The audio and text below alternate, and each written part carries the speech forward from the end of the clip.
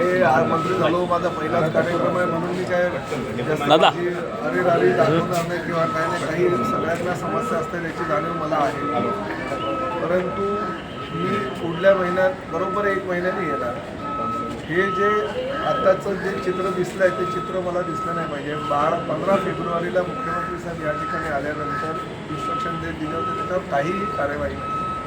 तर मुख्यमंत्र्यांनी येऊन इन्स्ट्रक्शन दिल्यानंतर त्यावेळेस सेक्रेटरीपासून सगळे अधिकारी प्रमुख असताना सुद्धा जर अजून कारवाई झाली तर परिस्थिती कसं आहे की मी आज पहिल्यांदाच आलो. आज माझा पहिला दिवस मंत्रिपदाचा आणि पहिल्याच दिवशी जर मी कोणावर कारवाई करणं ते माझ्या मनाला पटत नाही. परंतु मी त्यांना इन्स्ट्रक्शन दिलेले आहेत. बस आघाडीचे प्रमुख तेही आता 4 महिने झाले कामावर जॉईंट होऊन, पण सुरुवातीच्याच काळात त्यांनी मंत्र्यांबरोबर खोटं बोलणं ते उचित नाही.